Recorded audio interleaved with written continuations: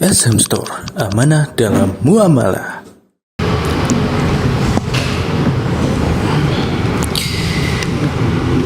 Assalamualaikum warahmatullahi wabarakatuh.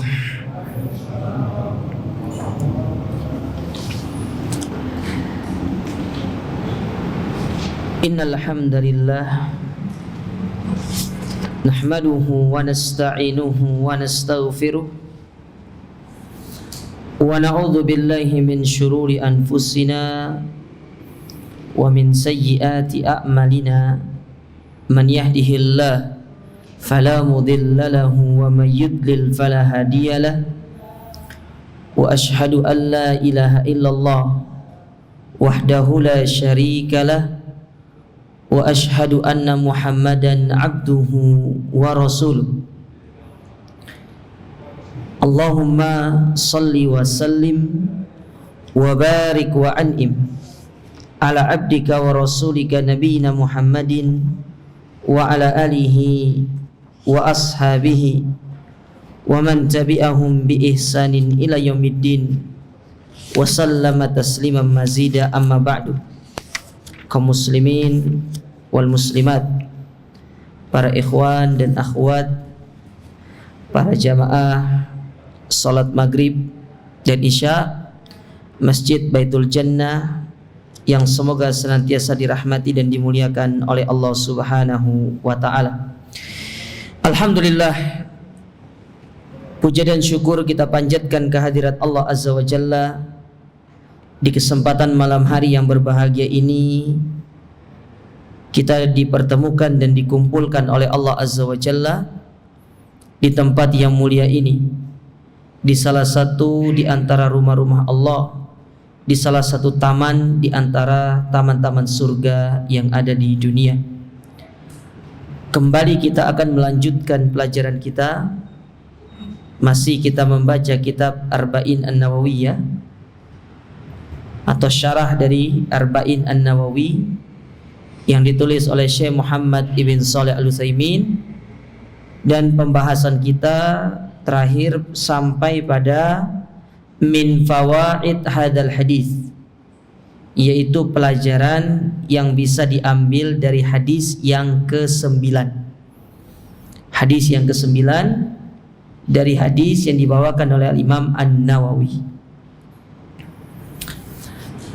Saya bacakan hadisnya terlebih dahulu, setelah itu nanti baru kita ambil pelajarannya. Qala al-muallif rahimahullah, berkata Imam An-Nawawi semoga Allah merahmati beliau, an Abi Hurairah Abdurrahman ibn Sakhar Ad-Dawsi, dari Abu Hurairah Abdurrahman ibn Sakhar Ad-Dawsi. Jadi nama beliau itu adalah Abdurrahman ibn Sakhar Ad-Dawsi dari kabilah Daus. Radhiyallahu ta'ala anhu qala, beliau berkata, sami'tu Rasulullah sallallahu alaihi wasallam yaqul, aku pernah mendengar Rasulullah sallallahu alaihi wasallam bersabda, ma nahaitukum anhu fashtanibu wa ma amartukum bihi fa'tu minhu mastata'tum.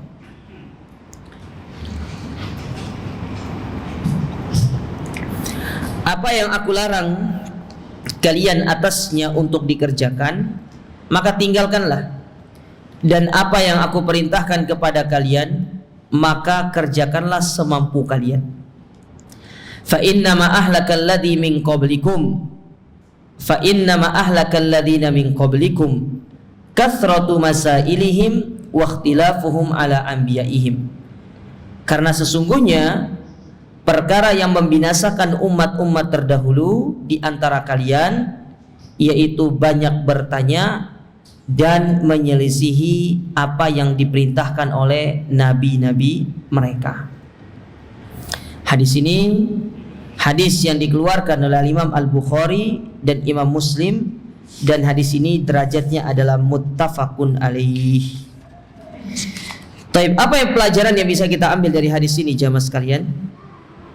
Yang pertama, wujubul kaffi amma naha anhu Nabi sallallahu alaihi wasallam. Wajib bagi kita untuk menahan diri dari apa-apa yang Nabi larang untuk kita kerjakan. Dan perkara yang paling dilarang oleh Nabi SAW kepada umatnya adalah perkara syirik, yaitu mempersekutukan Allah dengan selainnya. Ini perkara yang paling dilarang, yang nomor satu. Makanya Nabi SAW ketika menyebutkan sebuah hadis, ijtanibus sab'al mubiqat, jauhkanlah dari kalian 7 dosa yang membinasakan. Yang pertama apa yang Nabi SAW sebutkan? Al-isyraku billah, yaitu seorang berbuat syirik kepada Allah. Jadi dilarang seorang itu berbuat syirik. Selain kesengsaraan di dunia bagi pelaku syirik, lebih-lebih kesengsaraan di akhirat. Di akhirat lebih parah kesengsaraannya. Orang yang tidak bertobat dari perbuatan syirik, dia meninggal masih membawa dosa syirik yang belum dia bertobat, maka orang ini dipastikan tidak akan pernah masuk surga dan tempat kembalinya adalah api neraka.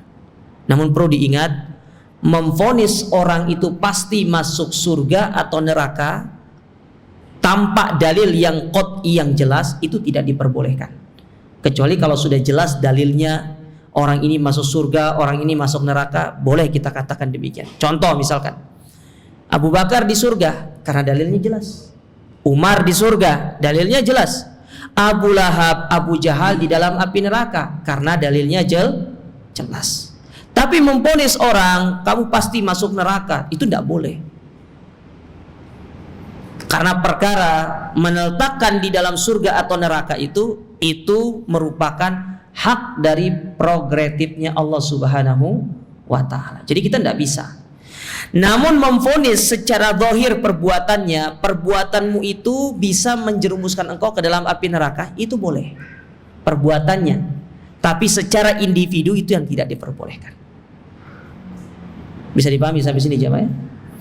Ya, supaya kita ini tidak gegabah di dalam memvonis orang. Karena banyak ya, di zaman sekarang ini sangat mudah untuk memvonis individu. Padahal yang dilarang itu memvonis individu itu. Tapi kalau memvonis secara global, istilahnya bahwasanya oh perbuatanmu adalah perbuatan syirik, perbuatanmu adalah perbuatan yang tidak diperbolehkan, itu tidak ada masalah karena secara dalil jelas.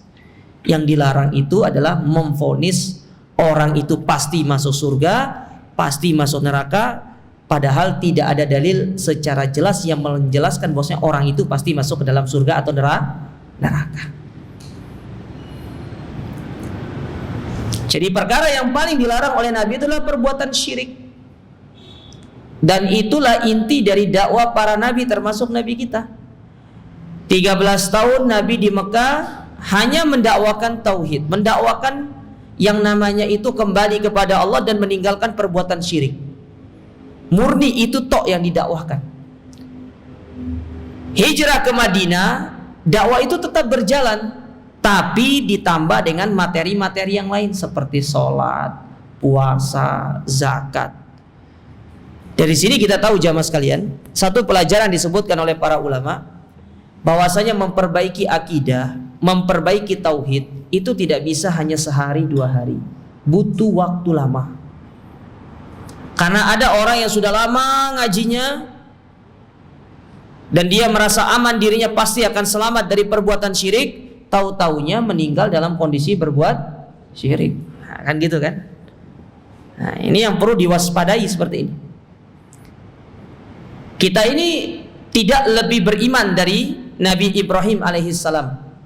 Tapi Nabi Ibrahim di dalam sebuah doanya, apa kata Nabi Ibrahim kepada Allah? Ya, kata Nabi Ibrahim alaihissalam kepada Allah berdoa, ya, Rabbi ja'alni min muqimis shalah wajnubni wa dzurriyyati.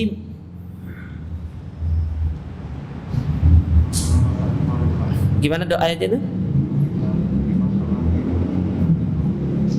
Ya, wajnubni wa dzurriyyati min. Ya, saya lupa ayatnya itu gimana ayatnya?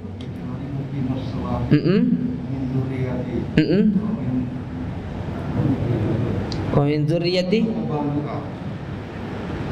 Ada di antara doanya itu bahwasanya Nabi Ibrahim meminta supaya Allah Subhanahu wa taala menjauhkan beliau dan keturunan beliau dari beribadah kepada asnam, kepada patung-patung.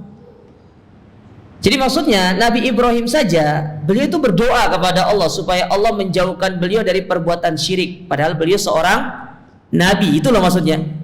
Nah, kita pun demikian. Kita itu harus berdoa kepada Allah supaya kita ini dijauhkan dari yang namanya perbuatan syirik. Karena ini berbahaya, jemaah. Dosa ini dosa yang sangat berbahaya. Nah, itu perkara yang paling dilarang oleh Nabi untuk kita melakukannya. Pelajaran yang kedua yang bisa diambil dari hadis ini, annal manhiya anhu yashmulul qalil wal katsir, bahwasanya larangan itu mencakup sedikit ataupun banyak. Karena ada orang itu kan sedikit, Ustadz. Ya, sedikit itulah yang harus benar-benar diperhatikan, karena dari yang sedikit bisa menjadi banyak, dari yang kecil bisa menjadi besar. Seorang akan terbiasa melakukan perbuatan kemaksiatan yang besar karena dia meremehkan dosa-dosa kecil, karena terbiasa melakukan dosa kecil. Sebaliknya, orang terbiasa melakukan amalan yang besar karena dia membiasakan dirinya melakukan amalan yang kecil. Apa yang menyebabkan orang itu bisa terjatuh dalam dosa besar? Karena diawali dengan melakukan dosa-dosa kecil. Dan itu cara syaitan untuk menjerumuskan manusia ke dalam kebinasaan. Dimulai dari perkara yang kecil, dosa kecil, kemaksiatan yang kecil, sehingga tatkala hati ini sudah merasa, nih perhatikan ya, ketika hati ini dia merasa biasa-biasa saja dengan dosa kecil itu, ya dia tidak merasa gimana gitu ya. Kalau dia melakukan dosa kecil, dia tidak merasa ada sesuatu yang aneh dalam dirinya. Hati-hati, berarti kita sedang berjalan dan dituntun oleh syaitan untuk terjatuh ke dalam dosa yang lebih besar. Halus, syaitan itu bermainnya halus.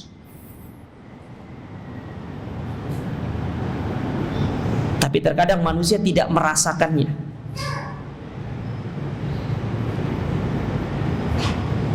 Makanya disebutkan oleh salah seorang ulama kita, ya, mereka pernah mengatakan, la tandur ila sigoril ma'asi walakin undur ila man asaita. Janganlah engkau melihat kecilnya dosa yang kita lakukan itu, akan tetapi yang perlu kita perhatikan ketika kita melakukan dosa itu, siapa yang kita maksiati. Tentu yang kita maksiati adalah Allah Subhanahu wa ta'ala. Jadi jangan hanya melihat ini kan dosa kecil. Iya, meskipun dia dosa kecil, tapi yang kita maksiati ketika kita melakukan maksiat itu adalah Allah Subhanahu wa ta'ala.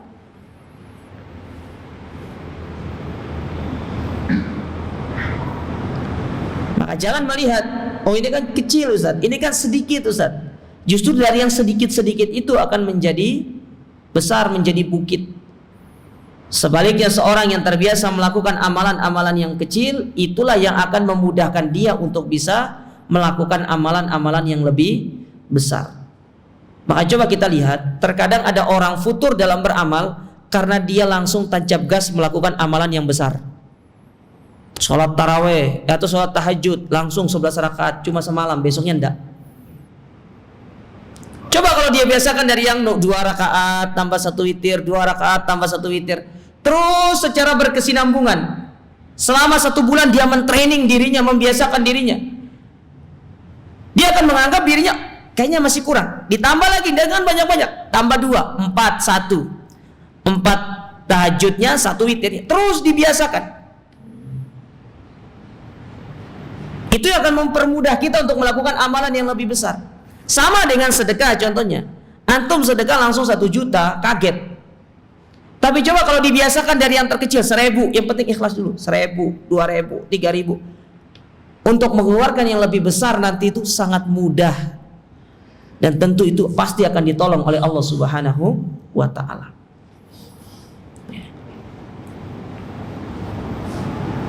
Nah ini perlu diperhatikan jemaah. Ya. Karena sebab kita ini sering terjatuh ke dalam futur, kita itu suka langsung tancap gas melakukan amalan yang lebih besar, padahal kita belum terbiasa melakukan amalan tersebut. Lihat para sahabat Nabi SAW, diajar oleh Nabi SAW untuk pelan-pelan.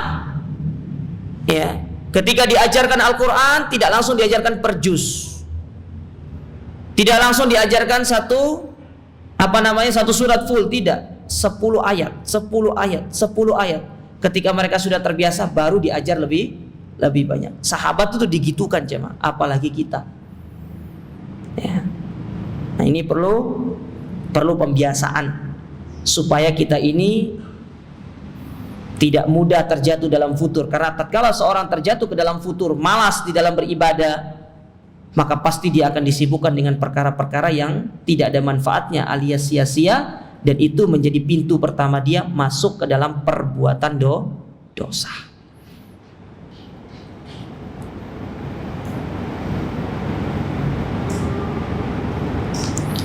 Kemudian yang ketiga, pelajaran yang bisa diambil dari hadis ini, annal kaffa ahwanu minal fi'l, bahwasanya menahan diri itu lebih mudah daripada melakukan perbuatan itu. Sebagaimana yang pernah kita jelaskan, menahan diri itu usahanya lebih sedikit daripada melakukan. Kalau kita melakukan sesuatu itu ada usaha yang lebih besar. Saya kasih gambaran contoh ya, orang tidak sholat sama orang sholat itu gampangan mana? Orang sholat zaman tidak sholat, yang lebih gampang yang mana? Nggak sholat. Antum dengar azan pas sholat subuh tinggal lanjut tidur sudah, nggak usah bangun. Tapi coba kalau sholat, harus ke kamar mandi dulu, harus bersih dulu segala macam. Setelah itu berangkat ke masjid, apalagi yang rumahnya jauh dari masjid, ada usaha, ada effort. Makanya kenapa di dalam hadis tadi Nabi mengatakan apa? Fattaqullaha mastata'tum. Lakukanlah perbuatan itu semampu kalian, karena memang melakukan satu perbuatan, melakukan amal ibadah itu butuh usaha yang lebih daripada sekedar meninggalkannya. Meninggalkan ya tinggal ditinggalkan aja, gampang. Dengar adzan ya enggak usah sholat. Ya. Dengar ada undangan majelis ilmu, tinggal nggak usah datang, gampang. Tapi kalau mau datang kan butuh usaha kan? Ya naik sepeda motor dulu, kalau antum jauh kan belum kena macetnya, belum ininya, apalagi kalau hujan belum kena hujannya, banyak effortnya, banyak usahanya. Tapi semua itu akan terasa ringan bagi orang-orang yang hatinya ikhlas kepada Allah Subhanahu wa ta'ala. Karena sebenarnya yang memberatkan diri kita untuk melakukan satu amal ibadah itu bukan karena kita tidak mampunya, tapi kurangnya keikhlasan di dalam diri. Karena kurangnya ikhlas, itulah yang menyebabkan kita itu menjadi malas di dalam melakukan amal perbuatan. Li'anna Nabi sallallahu alaihi wasallam amara fil manhiyati an tujtanaba kullaha atau kulluha li'anna al-kaffa sahlun. Karena Nabi SAW ketika memerintahkan kita untuk meninggalkan satu larangan itu mudah, tidak susah kok, mudah meninggalkan larangan itu. Cukup tidak usah dikerjakan larangan tersebut, itu sudah sangat mudah. Berbeda dengan kita melakukan perintah. Kalau kita melakukan perintah, ada sebuah halangan-halangan yang akan ada dalam diri kita, baik itu dari luar maupun dari dalam. Kalau dari dalam, yaitu berupa hawa nafsu kita yang melarang kita untuk menghalangi kita melakukan kebaikan tersebut. Karena memang hawa nafsu jiwa itu tidak cocok dengan kebaikan. Jiwa itu cocoknya dengan keburukan. Beda dengan yang namanya fitrah manusia. Fitrah manusia itulah yang cocok dengan kebaikan. Jadi ketika kita melakukan kebaikan, pada hakikatnya yang mendorong kita itu fitrah kita. Tapi tatkala kita melakukan keburukan, berarti kita telah kalah untuk menguasai jiwa kita. Jadi jiwa kita yang lebih menguasai kita. Karena Allah Subhanahu wa taala menyebutkan innan nafsal ammaratun bisu. Jiwa manusia itu lebih condong kepada keburukan. Makanya coba lihat para ulama ketika mereka menyebutkan salah satu sebab seorang terjatuh ke dalam kemaksiatan, mereka menyebutkan apa? Ittibaul hawa, mengikuti hawa nafsu, mengikuti jiwa, bukan mengikuti fitrah. Mengikuti jiwanya. Karena jiwanya selalu dibisikkan, selalu membisikkan kepada dia untuk melakukan perbuatan-perbuatan yang tidak baik. Ya. Makanya kita kenal dengan istilah adanya hawa nafsu. Itu dari jiwa. Ya, hawa nafsu itu kalau dalam bahasa Arab ya jiwa itu.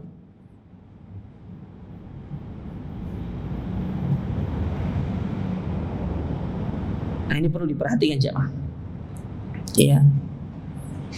Makanya orang-orang yang fitrahnya itu bersih, orang-orang yang fitrahnya itu lurus, dia mudah untuk melakukan amal-amal kebaikan. Tapi kalau orang-orang yang senantiasa dikuasai oleh hawa nafsunya, itulah yang menyebabkan dia itu mudah terjatuh ke dalam kebinasaan, mudah terjatuh ke dalam kemaksiatan. Maka kekang jiwa kita, kekang hawa nafsu kita ini, supaya tidak bergerilya di dalam diri kita, yang itu akan menyebabkan kita itu terjatuh ke dalam keburukan.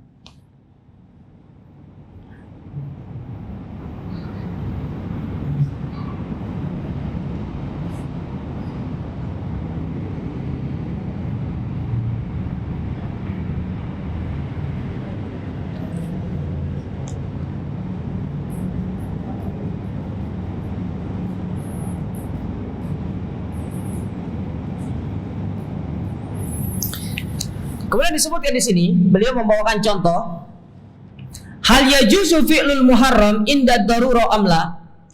Apakah boleh seseorang itu melakukan perbuatan yang diharamkan dalam keadaan darurat atau tidak? Kita sepakat perkara yang diharamkan itu tidak boleh dilakukan. Tapi sekarang permasalahannya, apakah perkara yang diharamkan itu boleh dilakukan kalau dalam kondisi darurat? Ataukah memang tidak bisa dilakukan? Maka kata Syekh, annahu yajuzu, boleh seseorang itu melakukan perkara yang diharamkan dalam kondisi darurat. Perlu digarisbawahi, darurat. Ya. Biqaulillahi ta'ala, sebagaimana Allah Subhanahu wa taala berfirman, wa qad fassala lakum ma harrama 'alaikum illa ma turrittum ilaihi.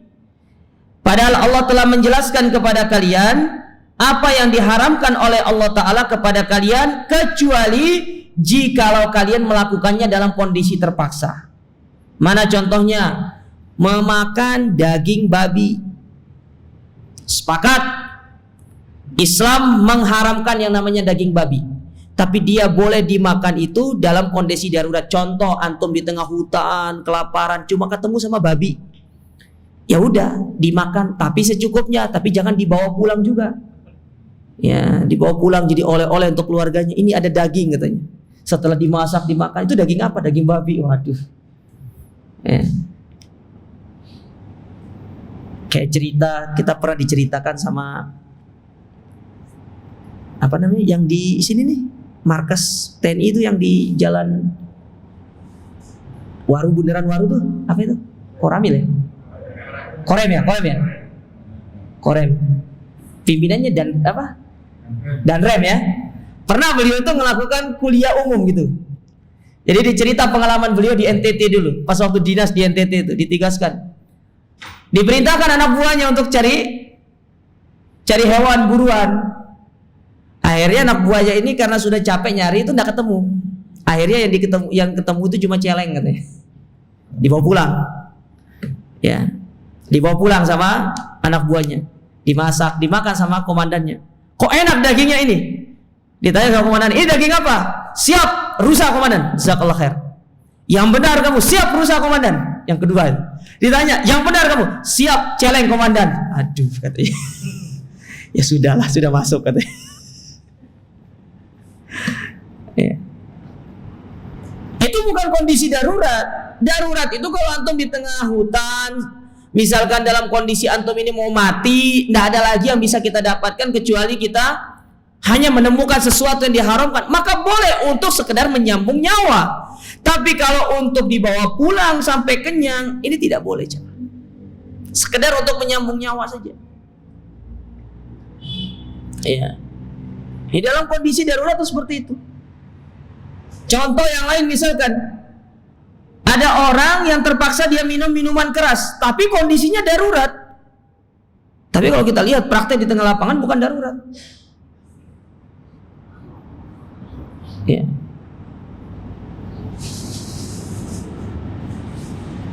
Misalkan dia harus mau nggak mau minum khamar itu, minum minuman alkohol itu karena satu kebutuhan, mungkin karena kesehatan. Ya, saya tidak tahu, mungkin antum yang ahli kesehatan itu. Mau tidak mau dia harus mengkonsumsi itu. Kalau tidak, itu berdampak buruk bagi dia misalkan. Maka dalam kondisi ini seorang diperbolehkan, tetapi bukan untuk menjadi perkara yang terus-menerus untuk dia lakukan. Jadi selama terapi itu boleh, selama untuk masa penyembuhan itu boleh. Tapi setelah dia sembuh ya tidak boleh lagi. Ya tidak boleh lagi dia lakukan. Iya.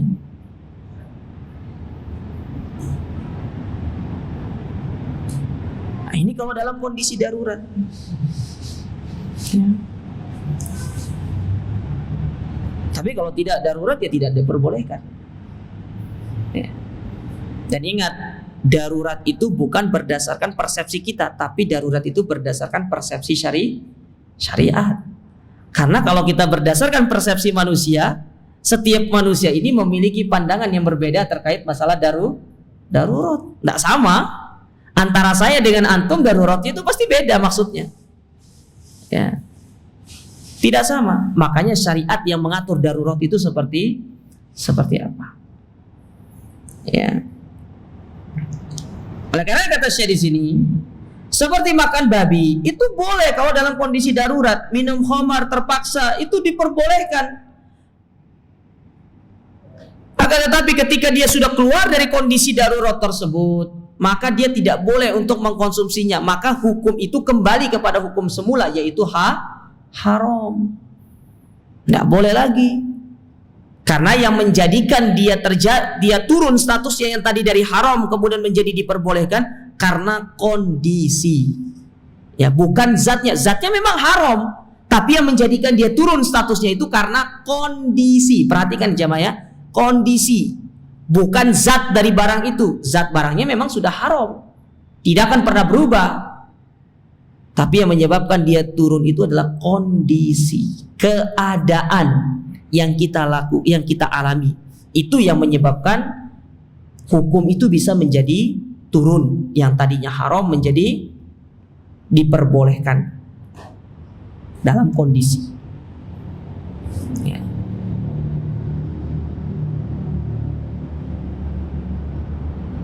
Biasanya sering orang-orang kesehatan itu, seperti orang-orang anestesi itu, sering bertanya kepada kita masalah seperti itu. Kadang-kadang kan ada obat-obat yang bius-bius itu yang secara syariat itu tidak diperbolehkan. Tapi memang mau nggak mau harus dipakai bius itu. Karena kebutuhan-kebutuhan yang mendesak, maka kita katakan diperbolehkan. Kalau memang kebutuhannya mendesak, kebutuhannya itu dibutuhkan. Ya. Tapi kalau memang masih ada alternatif lain yang menjadikan kita, yang membuat kita tidak harus menggunakan perkara tersebut, artinya ada yang lebih aman, itu lebih bagus. Tapi kalau tidak ada, hanya itu saja jalan keluarnya, maka statusnya berkurang, yang tadinya haram menjadi boleh.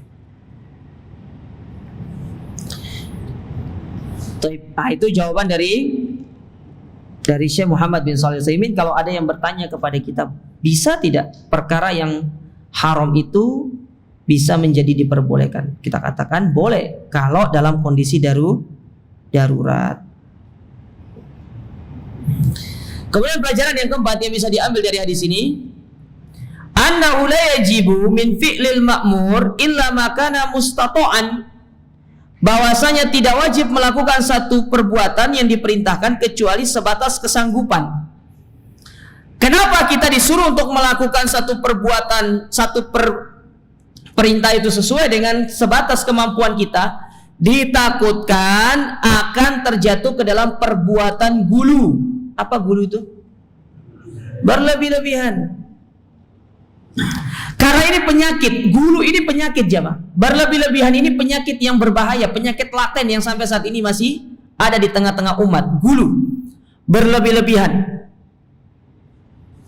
Dan itu tidak hanya menyerang orang-orang awam, tapi juga menyerang orang-orang yang sudah ngaji. Gulu, fanatik, berlebih-lebihan, tanatuk dalam beragama, itu tidak boleh. Nabi SAW jauh-jauh hari mengingatkan kepada kita, iyyakum wal gulu, fa inna ma ahlaka man kana qablakum al gulu fid din. Hati-hati dengan perkara berlebih-lebihan dalam beragama, karena sejatinya yang membinasakan umat-umat terdahulu adalah karena mereka berlebih-lebihan di dalam mereka beragama. Gulu terhadap ustadznya, gulu terhadap dulu dalam beribadah. Itu pernah ditegur sama Nabi SAW. Ketika ada 3 orang datang kepada istri Nabi bertanya tentang amalan Nabi SAW. Maka diceritakan oleh istri-istri Nabi, oh amalan Nabi itu begini.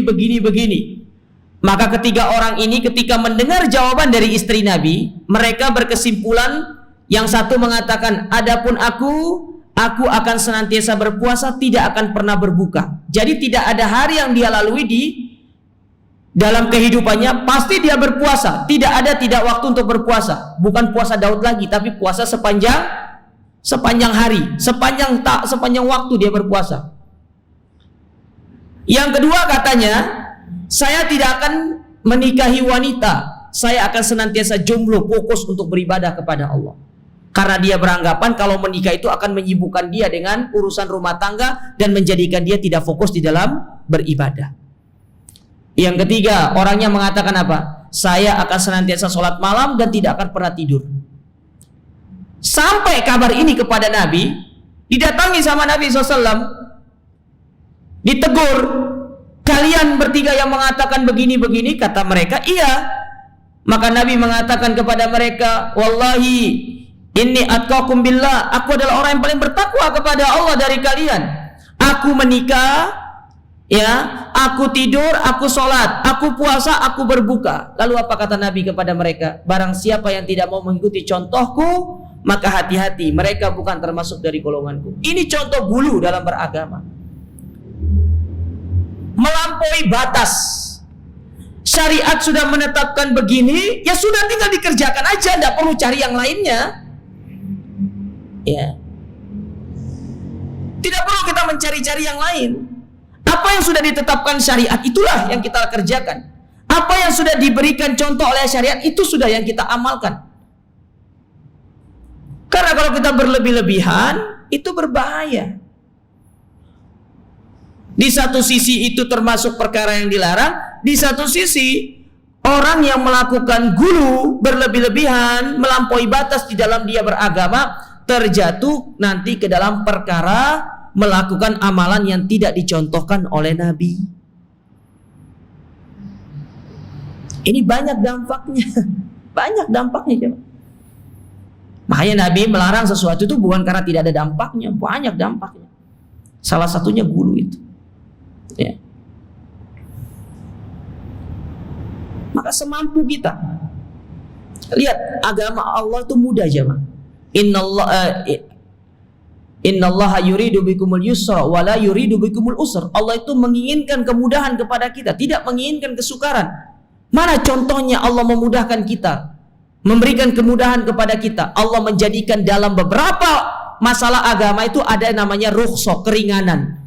Contoh dalam masalah sholat, ketika antum safar diberikan keringanan. Apa keringanannya? Boleh mengqasar dan menjamak sholat. Sholat sunnah tidak perlu dikerjakan, karena tetap akan diberikan pahala selama antum masih melakukan safar. Mudah Islam itu. Mudah. Bagi orang mukim boleh untuk dia itu melakukan jamak, tapi tidak qasar. Tapi sekali-kali, kemudahan yang Allah berikan kepada kita. Bagi orang yang sakit, yang mungkin secara kaki tidak sanggup untuk berdiri, Allah berikan kemudahan, disuruh untuk duduk ketika sholat. Jadi ketika Allah menetapkan syariat ini jemaah sekalian, bukan berarti Allah itu menetapkannya tanpa pertimbangan, dengan pertimbangan yang sangat luar biasa. Contoh pertimbangan Allah kenapa mau mengurangi yang tadinya jumlah sholat itu sebanyak 50 kali dikurangi jadi 5, itu karena hikmah yang besar yang Allah berikan kepada umat ini. Kemudahan yang Allah inginkan kepada umat ini. Andaikan 50 kali kita sholat sehari semalam, pasti nggak ada orang sholat. Yang 5 kali saja masih banyak orang nggak sholat. 5 kali loh, masih banyak orang nggak sholat, apalagi 50 kali. Yang sekali setahun saja puasa Ramadan itu banyak yang nggak puasa. Bagaimana kalau kita melihat pendapat para ulama yang berdoa, ya Allah andaikan Ramadan ini setiap hari katanya. Oh tambah mana nggak ono yang puasa. Nanti alasannya apa? Hormatilah yang tidak berpuasa. Kok aneh, kok hormati yang nggak berpuasa? 11 bulan kita hormati yang tidak berpuasa. Masa lantaran 1 bulan kita disuruh menghormati orang yang tidak berpuasa? Harusnya kita yang dihormati yang berpuasa dong.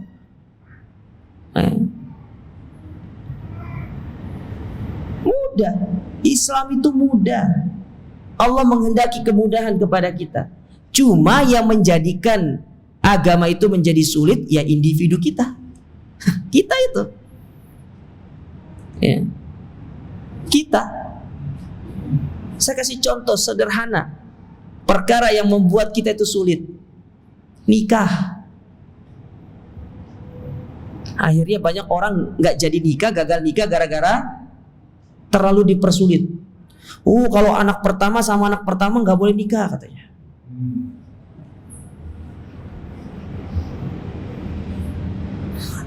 Kamu jangan nikah sama keponakanmu katanya gitu.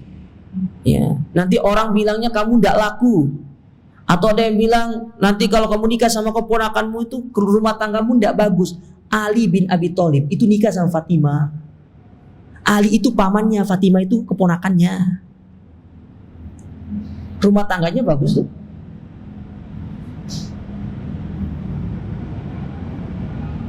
Banyak. Nikah harus cari tanggal yang tepat. Cari hari, lihat ini. Aduh ruwet. Islam itu simpel. Kalau ada yang lamar ke rumah antum, bila perlu hari saat itu juga nikahkan tidak apa-apa. Urusan berkas besok. Besok aja berkas. Yang penting sah dulu. Islam itu mudah jemaah. Tidak sulit. Gampang Islam itu. Tidak ada agama yang lebih mudah, yang lebih gampang daripada agama kita. Tidak ada. Antum cari agama-agama yang lain. Orang mau bertobat kepada Allah atas dosanya, tinggal dia berdoa, tinggal dia menyesali dan meninggalkan segala dosanya, kemudian dia kembali kepada Allah. Selesai. Coba lihat orang Nasrani mau tobat, bayar dulu. Betul enggak? Berapa nih bayar? Tergantung jumlah dosa. Akhirnya singkaya pendetanya. Saya pernah diceritakan sama seseorang, mantan orang Nasrani. Dia dulu mantan drivernya pendeta. Kata dia, pendeta itu, para pembesar-pembesar dalam agama Nasrani itu dimanjakan sama Vatikan. Misalkan nih, ada seorang pendeta, kalau bahasa kita mungkin ustadz ya, ustadznya gitu ya. Hari ini hari Ahad, hari Minggu lah bahasa mereka ya. Ada jadwal ngisi di gereja ini. Dijemput sama gerejanya misalkan.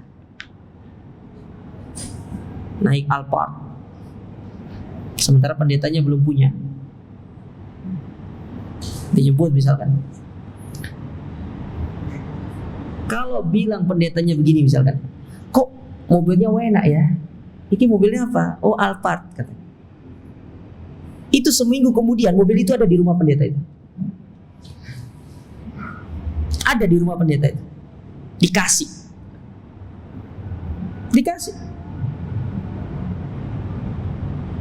Belum dia dapat keuntungan dari orang-orang yang menebus dosanya. Bayar. agama kita. Kita punya salah, kita melakukan kemaksiatan, gampang. Tinggal kembali kepada Allah, angkat tangan, berdoa, minta supaya Allah mengampuni dosa-dosa kita. Setelah itu kita memperbaiki segala urusan kita, memperbaiki segala amal ibadah kita. Selesai, nggak perlu pakai bayar. Ada nggak ceritanya antum mau tobat suruh bayar ke ustadz dulu? Kalau ada, ustadznya yang bermasalah itu. Nggak ada. Mudah Islam itu. Islam itu mudah. Orang mau masuk Islam cukup baca syahadat. Tapi kalau antum mau masuk agama lain, oh ritualnya banyak. Pemenang masuk agama Hindu, mandi ini, hari ini, ada ini, juga aduh, ruwet. Orang masuk Islam ucap 2 kalimat syahadat selesai. Sudah. Dari situ saja kita bisa melihat agama Islam itu mudah aja. Mudah. Cuma kita yang memperberat, menjadikan agama itu terlihat susah. Makanya ada sebuah ungkapan di kalangan para ulama itu, al-islamu mahjubun bi ahlihi. Keindahan Islam itu tertutupi oleh para pelakunya sendiri. Islam itu mudah, tapi kemudahan itu ditutupi oleh perilaku dari orang muslim itu sendiri yang menjadikan Islam itu terlihat berat. Gampang, tapi kita yang memberatkan jadinya. Sehingga orang yang ingin mengenal Islam itu akhirnya mikir-mikir lah, oh pokok ya kok susah juga agama Islam ini ya. Padahal sebenarnya tidak seperti itu. Sumamah bin Usal, antum pernah dengar sahabat yang bernama Sumamah bin Usal? Sumamah bin Usal ditawan sama pasukan kaum muslimin, diikat di kota Madinah, di dalam Masjid Nabawi, didatangi sama Nabi SAW. Ya Sumamah, ma indak, apa yang kau punya wahai Sumamah? Sekarang kamu tidak punya apa-apa, kamu itu orang terpandang memang di kaummu, tapi sekarang kamu sudah ditawan. Apa yang kau punya sekarang? Kata Sumamah, ya kalau engkau berbuat baik, aku berbuat baik kepadamu. Tapi kalau engkau berbuat jahat, kaumku siap untuk datang memerangimu. Kepada Nabi SAW bilang seperti itu. Besoknya datang Nabi SAW kepada Sumamah lagi. Ya Sumamah, ma indak, apa yang kau pikirkan sekarang? Apa yang kau punya sekarang? Sumamah tetap menjawab jawaban sama. Engkau berbuat baik, aku berbuat baik. Tapi engkau berbuat jahat, kaumku siap untuk melakukan kejahatan kepadamu. Hari ketiga datang kepada Sumamah lagi. Ditanya sama Nabi lagi, apa yang kau miliki wahai Sumamah? Jawabanku tetap sama. Apa kata Nabi? Lepaskan Sumamah, biarkan dia pergi. Tahu apa yang dilakukan Sumamah coba? Pergi mandi, balik ke Madinah. Apa katanya? Asyhadu alla ilaha illallah. Simple. Gampang. Islam itu gampang, mudah. Dan itu terlihat bagaimana Nabi mempraktekkan itu. Amr, ya, Ibn As radhiyallahu ta'ala anha mau masuk Islam, nego dulu sama Nabi. Apa kata Amr? Ya Rasulullah, aku ini mau masuk Islam, tapi aku punya satu pertanyaan. Apa? Kalau aku masuk Islam, kebaikanku di masa jahiliyah diberikan ampunan atau tidak? Apa kata? Kebaikanku di masa jahiliyah itu dikembalikan atau tidak? Kata Amr bin As. Apa kata Nabi SAW? Jangankan kebaikan, engkau masuk Islam, pahalamu ditambahkan sama Allah. Masuk Islam dia. Masuk Islam. Kemudahan yang didapatkan di dalam agama Islam.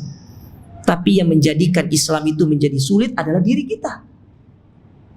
Sadar atau tidak sadar jamaah, suka atau tidak suka, terima atau tidak terima, kita ini adalah potret nyata dari agama Islam itu.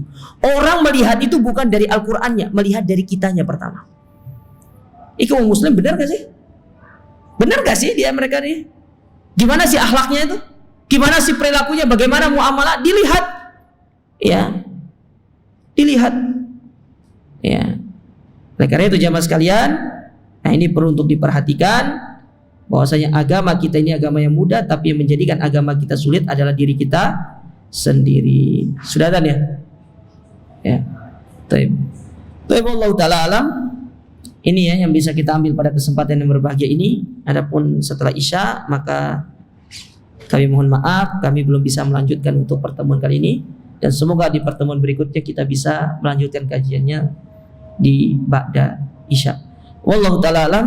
Kita akhiri dengan doa kafaratul majlis. Subhanakallahumma rabbana bihamdika asyhadu an la ilaha illa anta astaghfiruka wa atubu ilaik. Wassalamualaikum warahmatullahi wabarakatuh.